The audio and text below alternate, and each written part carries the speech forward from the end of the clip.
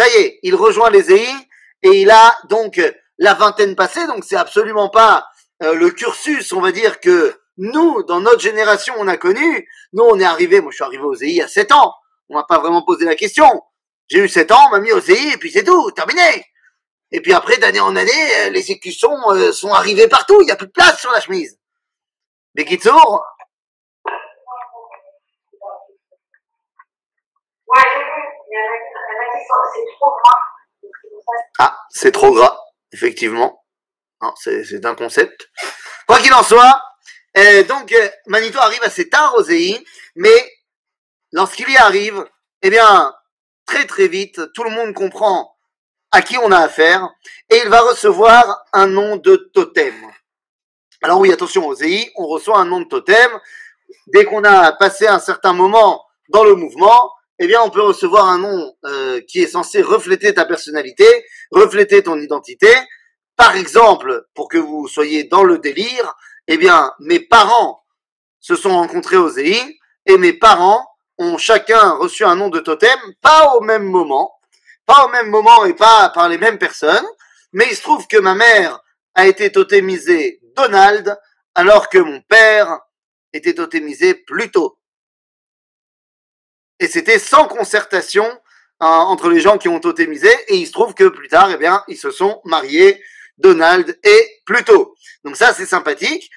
Maintenant, Manitou, lui, sera marié avec une femme que tout le monde appelait Bambi, et n'appelait pas Esther, alors que c'était son nom, mais tout le monde l'appelait Bambi, et donc, vous l'aurez compris, Yehuda Léon Ashkenazi va se faire renommer Manitou.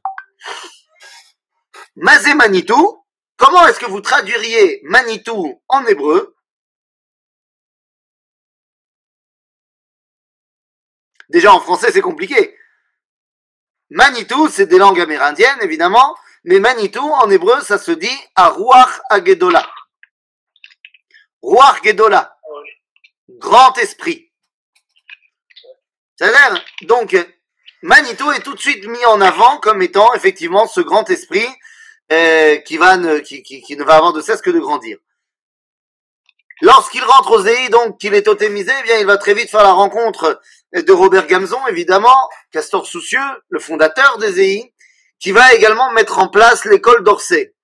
L'école d'Orsay est une école pour créer des leaders du peuple juif. À ce moment-là, il demande à Manitou de rentrer à l'école. Il va rester 1 an en tant qu'élève et très très rapidement, au bout d'1 an, il devient maître à l'école d'Orsay. Il devient un des formateurs de cette nouvelle génération qui doit reconstruire l'identité juive.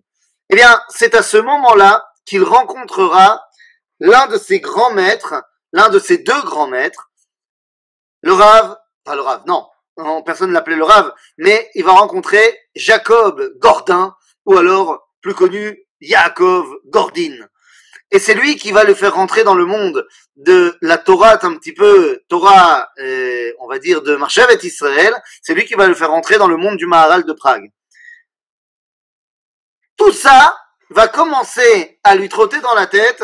N'oubliez pas que nous sommes dans les premières années de la création de l'État d'Israël. Et donc, eh bien, d'année en année, Manitou arrive en Israël. Au début, il arrive à la tête de ces séminaires de l'école d'Orsay. Eh bien, justement pour aller à la rencontre de ce peuple juif qui est en train de se reconstruire en Israël.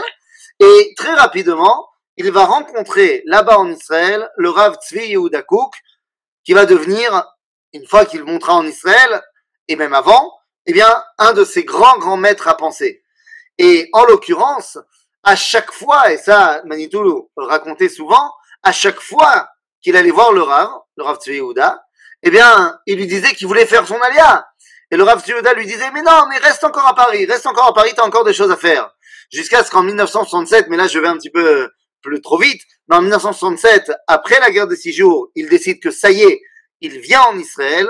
Lorsqu'il arrive chez le Rav Tzvi Yehuda après son alia, le Rav lui dit, eh ben, il t'en aura fallu du temps pour comprendre ce que ça voulait dire, allez, reste à Paris. Bekitsour, en 1957, eh bien, avec 2 autres grands personnages du judaïsme français, il va créer l'école de pensée juive de Paris.